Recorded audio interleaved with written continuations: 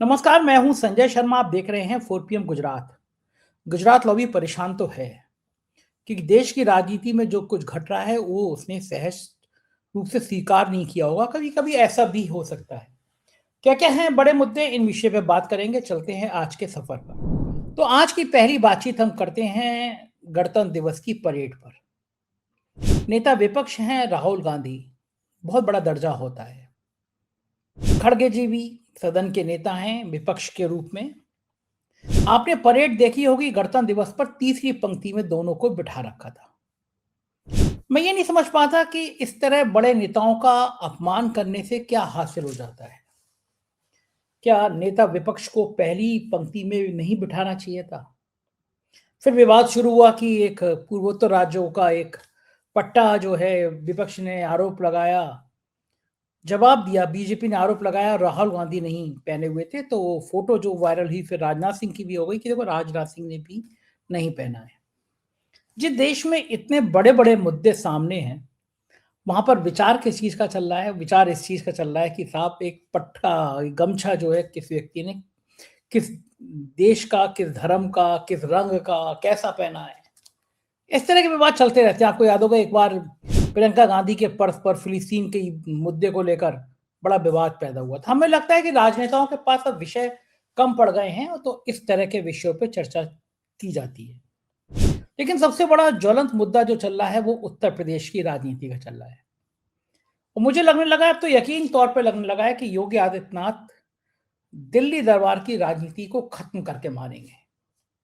तो दिल्ली दरबार एक बहुत लंबे समय से योगी आदित्यनाथ को ठिकाने लगाने, योगी आदित्यनाथ को किनारे करने की साजिश चर्चा था। तो योगी आदित्यनाथ ने भी वो फार्मूला सुन लिया कि ना खाऊंगा ना खाने दूंगा टाइप का जो था, कि ना खेलूंगा और ना खेलने दूंगा, खेल बिगाड़ूंगा। शंकराचार्य से जो विवाद हुआ स्वामी अवधेशानंद जी से, वो साधारण घटना नहीं थी। और ऐसा नहीं हो कि है कि योगी आदित्यनाथ को पता नहीं था कि एक शंकराचार्य का इस तरह अपमान किस तरह भारी पड़ेगा। उनको अंदाजा था कि अगर इस तरह शंकराचार्य को रोकेंगे तो विवाद होगा। तो फिर ये विवाद को होने क्यों दिया गया? उन अफसरों को अभी तक सस्पेंड क्यों नहीं किया गया जिन्होंने शंकराचार्य के साथ दुर्व्यवहार किया था? दरअसल योगी आदित्यनाथ एक बहुत पतली लाइन पे चल रहे हैं। इसमें कोई दो राय नहीं है कि अगर अमित शाह की चले, अगर मोदी जी की चले, तो योगी आदित्यनाथ 24 घंटे बाद मुख्यमंत्री पद से हटा दिए जाएंगे। लेकिन योगी आदित्यनाथ ने क्षत्रिय राजनीति में अपना कद बहुत बड़ा कर लिया। हिंदुत्व के वो ब्रांड एम्बेसडर हो गए। तो भारतीय जनता पार्टी का शीर्ष नेतृत्व तो जानता है कि अगर योगी आदित्यनाथ को इस मौके पर छेड़ा गया तो एक बहुत बड़ा वोट बैंक हाथ से छिटक जाएगा। लेकिन स्वामी अवधेशानंद के अपमान का मुद्दा लगातार बढ़ता जा रहा है। बाकी शंकराचार्य भी इस मुद्दे पर एकजुट हो गए हैं और मोदी साहब को और उनके चाणक्यों को समझ नहीं आ रहा कि इस मुसीबत से निपटा जाए तो कैसे निपटा जाए। भारतीय जनता पार्टी हमेशा हिंदुत्व की खेती करती रही है, हिंदुत्व के नाम पर बड़े बड़े वोट लेती रही है। और यह माना जाता था कि हिंदुत्व के नाम पर बाकी वोटों की जगह बीजेपी ऊंची जातियों की पार्टी है। ब्राह्मण, क्षत्रिय, बनिया, कायस, ये उसके वोट बैंक है। अभी उन्होंने अपना राष्ट्रीय अध्यक्ष कायस बनाया, उसका बाकायदा प्रचार भी किया कि देखो हमने कायस अध्यक्ष बना दिया। लेकिन स्वामी अवधेशानंद की जो विरोध की आग है वो इतनी बड़ी हो जाएगी कि बरेली के सिटी मजिस्ट्रेट अलंकार अग्निहोत्री अपना इस्तीफा दे देंगे, ये किसी ने सोचा नहीं था। एक झटके के साथ उन्होंने इस्तीफा दे दिया। उधर यूजीसी के जो नए नियम आए हैं उनमें ऊंची जाति को बड़ा बेचैन कर दिया है। ऊंची जाति के लोग यूजीसी के नियमों के विरोध में उतर आए हैं। कह रहे साहब ये तो बड़ा अन्याय है कि अगर किसी ने आरोप लगा दिया और आरोप गलत हो या सही हो, जांच से पहले बच्चे का कैरियर खराब हो जाएगा। तो बीजेपी का जो कोर वोट बैंक है, ब्राह्मण है, ठाकुर है, बनिया है, बड़े बड़े प्रदर्शन हो रहे हैं। भारतीय जनता पार्टी में सामूहिक इस्तीफे हो रहे हैं और लोग समझ नहीं पा रहे कि यूजीसी के इन नियमों को लागू करने की ऐसी जल्दबाजी थी क्या? क्या पिछड़ी जाति, दलित जातियों को खुश करना था? वो तो वैसे भी नाराज चल रही हैं क्योंकि आपने जहां जहां नौकरियां निकलती हैं वो पिछड़ों का कोटा पूरा नहीं होता है, दलितों का कोटा पूरा नहीं होता है। पिछड़ों और दलितों के अपमान के मुद्दे देश भर के अलग अलग हिस्सों से गूंजते रहते हैं। बड़ी बड़ी खबरें आती रहती हैं। रोहित वेमुला की मौत के बाद ये मुद्दा और उठा था कि विश्वविद्यालयों में भी तमाम पद खाली पड़े हैं उत्तर प्रदेश के विश्वविद्यालयों में जो प्राध्यापक, जो वाइस चांसलर पोस्ट हुए हैं, वो ऊंची जातियों के हैं। पिछड़ी जातियों का कोटा पूरा नहीं है। तो क्या आप एक तरह का यूजीसी का नियम लाके आप उनको खुश करना चाहते हैं? लेकिन खुश करने की जगह उनका वोट बैंक बहुत बुरी तरह से नाराज है। बरेली के सिटी मजिस्ट्रेट अलंकार अग्निहोत्री का इस्तीफा मामूली बात नहीं है, और उससे भी बड़ी बात यह है कि जब सिटी मजिस्ट्रेट के इस्तीफे देने की खबर आई तो उत्तर प्रदेश की राजधानी में हड़कंप मच गया। मुख्यमंत्री कार्यालय के दफ्तर में हड़कंप मच गया। मुख्यमंत्री को सूचना दी गई और मुख्यमंत्री बहुत नाराज हुए। अफसरों पर नाराज हुए कि ये ब्यूरोक्रेसी को क्या हो रहा है। तब बरेली के एक बड़े अफसर ने बात करी डीएम को, और डीएम साहब भी गलती कर गए। सिटी मजिस्ट्रेट के सामने स्पीकर फोन पे बात कर ली, और उधर से जो अफसर थे उन्होंने कहा ये साला पंडित पगला गया है। अब ये लाइन जो थी, ये बात मैं नहीं कह रहा, ये बात खुद बरेली के सिटी मजिस्ट्रेट जिन्होंने अलंकार अग्निहोत्री ने इस्तीफा दिया है वो कह रहे हैं। सुनिए उनके मुंह से वो क्या कह रहे हैं। मैं डीएम सर के आवास के अंदर बंधक था बहुत देर तक, और ये प्लानिंग चल रही थी कि रात भर में बंधक रहूं और किसी तरीके से रात भर यहीं इसी आवास में पड़ा रहूं। लखनऊ से कॉल आया था और उसमें स्पीकर फोन डीएम साहब जो है अंदर बात कर रहे थे, ये बात करना भूल गए। उसमें जो उधर से व्यक्ति था कहते हैं साला पंडित पागल हो गया, साला पंडित पागल हो गया है, ये हमारे लिए बोला जा रहा था। अब आप देख लीजिए, तो लखनऊ से जो कॉल आया था, पूछिए इस समय ये किससे डीएम साहब जो है वार्ता कर रहे हैं, जिसको हमारे लिए बोला जा रहा है कि साला पंडित पागल हो गया है। तो सुना आपने, ये थे बरेली के सिटी मजिस्ट्रेट बता रहे हैं कि डीएम साहब ने स्पीकर फोन पे कहा, और जो लखनऊ के बड़े अफसर थे वो कह रहे हैं साला पंडित पगला गया है। ब्राह्मण इस समय बहुत बुरी तरह से फूके हुए हैं। दरअसल उत्तर प्रदेश में पहले कुर्मी जाति के विधायक इकट्ठे हुए तो कोई प्रतिक्रिया नहीं हुई, फिर ठाकुर बिरादरी के विधायक इकट्ठे हुए तो बम बम हुई सरकार। ये माना गया कि ये योगी जी के समर्थक हैं, क्योंकि योगी जी भी आजकल छत्रियों को बहुत प्यार दुलार कर रहे हैं। कोडिन भैया वाले मामले में आपने देखा होगा, कोडिन भैया पे कोई कार्रवाई नहीं हुई, उस सिपाही पे कोई कार्रवाई नहीं हुई। तो ये माना जाएगा कि छत्रियों के संरक्षक हो गए हैं योगी आदित्यनाथ। मैसेज भी देना चाहते हैं कि राजनाथ सिंह अब बुजुर्ग हो गए हैं। भारतीय जनता पार्टी में राजनाथ सिंह के बाद योगी आदित्यनाथ अपना नाम एक ठाकुर नेता के रूप में स्थापित करना चाहते हैं, और उसमें कामयाब भी हो रहे हैं, वो स्थापित कर भी रहे हैं। लेकिन इसके बाद जब ब्राह्मण विधायक एकजुट हुए और उन्होंने मीटिंग करी, अपनी बातचीत करी, तो नए नए प्रदेश अध्यक्ष हैं वो लाल पीले हो गए। उन्होंने कहा इस तरह की राजनीति को अनुमति नहीं दी जा सकती, ये गलत परंपरा है। और जो ब्राह्मण पहले से नाराज चल रहे थे उनमें लगता है आग में घी डाल दिया गया। ब्राह्मणों ने कहा कि बाकी समाज की बैठकें हो रही हैं, विधायक इकट्ठे हो रहे हैं, आप उनको कुछ नहीं कर रहे, लेकिन हमारे लिए आप इतना ज्यादा क्यों बोल रहे हैं, क्या नाराजगी है। और ये मुद्दा तूल पकड़ता चला गया, और उसके बाद यूजीसी के नियम और फिर सिटी मजिस्ट्रेट का ये कहना कि लखनऊ से एक फोन आया था और मुझे डीएम आवास में लगभग बंधक बना लिया। क्या सोचिए आप, सिटी मजिस्ट्रेट ने नौकरी से इस्तीफा दिया। पीसीएस की नौकरी पाने के लिए हजारों लाखों नौजवान तरसते हैं। आसान नहीं होता पीसीएस बनना, कितने सालों की पढ़ाई होती है, परीक्षा होती है, उसके बाद आदमी पीसीएस बनता है। लेकिन एक झटके से नौकरी छोड़ी और कहा कि मुझे डीएम आवास में बंधक बनाया, लगभग बंधक बनाया गया कि रात भर मैं वहीं पड़ा रहा हूं। और एक अफसर लखनऊ का कह रहा कि साले पंडित के दिमाग खराब हुए। अब ब्राह्मण जातियों में उभान आ रहा है, मतलब भयंकर जोर से नाराजगी हो रही है। ये सब चल रहा था कि बांके बिहारी मंदिर का एक वीडियो वायरल होने लगा। मंदिर के अंदर महंत को पुलिस वाले धकेल रहे हैं, लटका रहे हैं। अब आप देखिए, ये अलग अलग जगह से ये घटनाएं सामने आ रही हैं।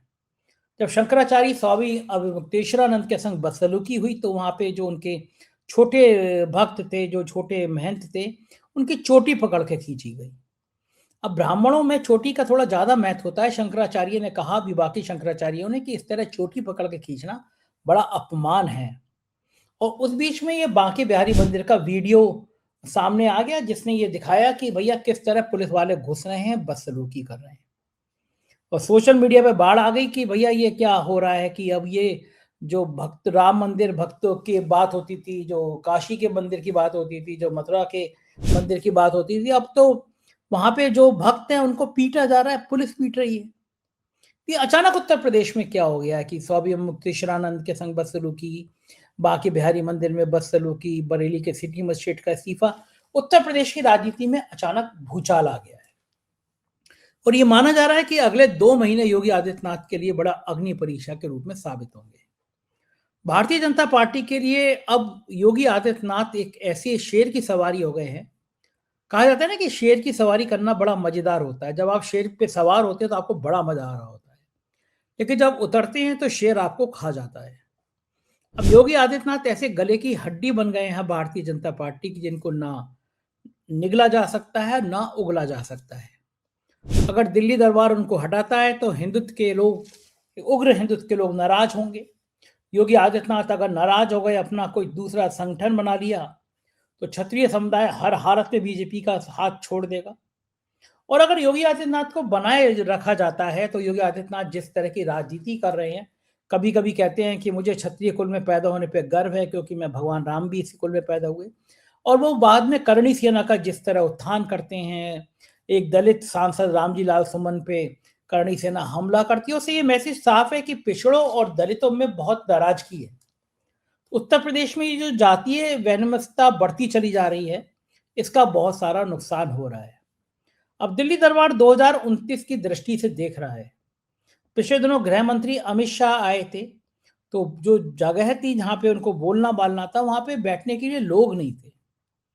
तो अंबेडकर स्थल के जो कर्मचारी हैं उनको बसों में भर भर के भेजा गया, बाकी कर्मचारियों को बसों में भर के भेजा गया। बड़े अफसर ने कहा एक बड़े अफसर से लखनऊ के कि किसी तरह कुर्सियां पूरी कराओ, लोग नहीं मिल रहे। तो आप अगर वो बैठने वाले तस्वीर देखेंगे तो उसमें से आप बहुत सारे लोगों को पहचान जाएंगे कि सरकारी कर्मचारी हैं।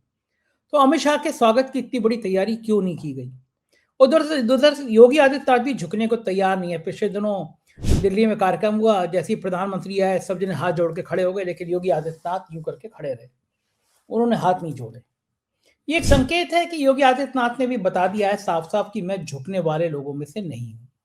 और योगी आदित्यनाथ की जो राजनीति रही है वो ऐसी रही है, वो आराम से झुकते नहीं है, आराम से सत्ता से टकराते हैं, और कम से कम अब ये लड़ाई बढ़ के आगे पहुंच गई है।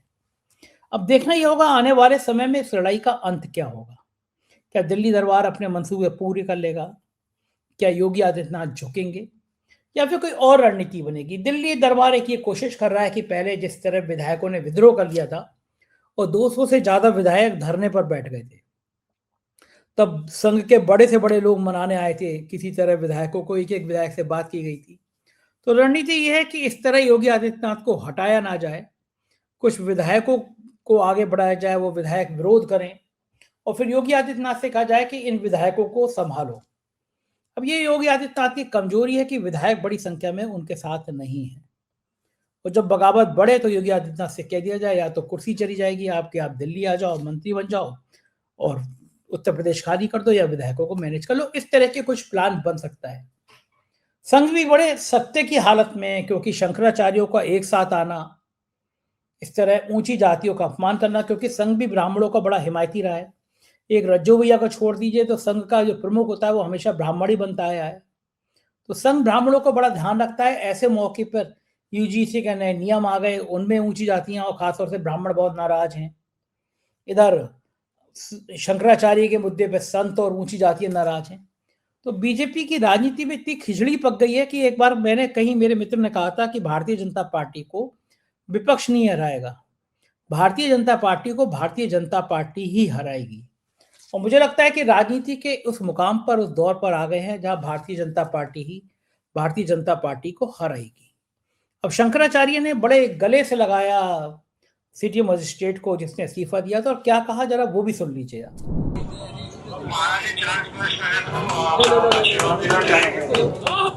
जी नारायण, कैसे हैं आप? हम लोगों के मन में दो तरह की प्रतिक्रिया आपके समाचार सुनने से हो रही है। एक तो दुख हो रहा है कि कितनी लगन से आपने पढ़ाई लिखाई की होगी, तब जाकर के इस पद पर आप आए होंगे, आज एक झटके में आपका पद चला गया। लेकिन दूसरी तरफ आपने जिस तरह से सनातन धर्म के प्रति, सनातन धर्म के प्रतीकों के प्रति अपनी गहन निष्ठा का प्रदर्शन किया है, उससे पूरा सनातनी समाज आह्लादित है और आपका खूब खूब अभिनंदन करता है।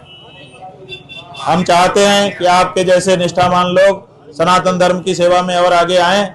जो पद सरकार ने आपको दिया था उससे बड़ा धर्म के क्षेत्र का पद हम आपको देने के लिए प्रस्ताव करते हैं। जी जी जी जी जी अग्निहोत्री जी। नारायण नारायण। देखिए बात सुना आपने किस तरह शंकराचार्य सिटी मजिस्ट्रेट से कह रहे हैं कि हम तुम्हें इससे बड़ा धर्म का पद देंगे। तो जाहिर है कि राजनीति की इस खिचड़ी में अब धर्म का तड़का लगना है और कहा जाता है कि जो बोगे वो काटोगे।